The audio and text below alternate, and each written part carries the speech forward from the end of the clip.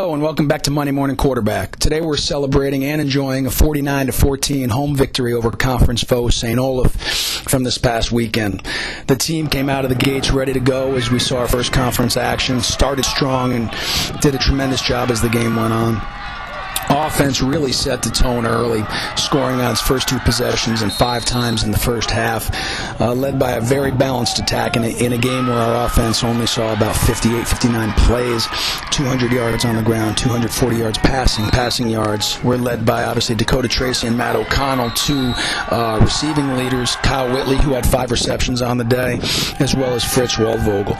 The ground game was as balanced as it has been. Colin Tobin had a very nice day. He had 4 touchdowns for the second week in a row and is playing well, but we were also able to get many other guys. Both quarterbacks added very well to the rushing totals, and 8 total guys, including 3 different wide receivers, added to those rushing totals too. So we played with a lot of guys, and a lot of guys were able to get productive carries. Our offensive line did a very nice job. If you look at the stat line, their 2 leading tacklers were defensive backs. So anytime that happens, that means that up front they're doing a very nice job. Certainly through the stalwart efforts of our 2 senior tackles in Dan Chapman and Chad Vandegrift, but also freshmen playing very well, Ulyss Payne and TJ Woodrow. Defensively, I think that the way we started was tremendous. They had a very, very good running back in Leon Clark, who is a very potent athlete, and our defense was able to hold him to 8 yards on 9 touches on Saturday, so that was great to see. We also held them to 4 yards total rushing, which compared to our offense's 200 was really the difference in the ball game. We also had 6 sacks, which came from many different positions, but great hustle by guys like Blake Bricks and Dan Bador.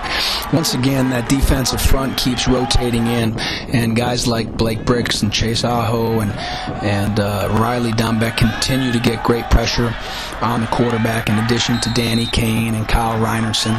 And so very happy with how they're playing. Chinny Oji had a great stat line game. He played very, very well. Had 6 tackles, 1 tackle for a loss, and an interception.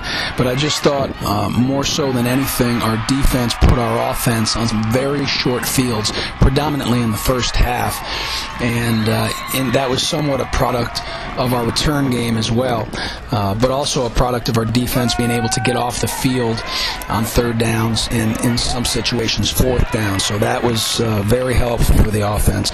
Special teams coming along, no question about it. Guys like Willie Hersman had stellar games. Julio Vasquez really coming on the scene as a freshman.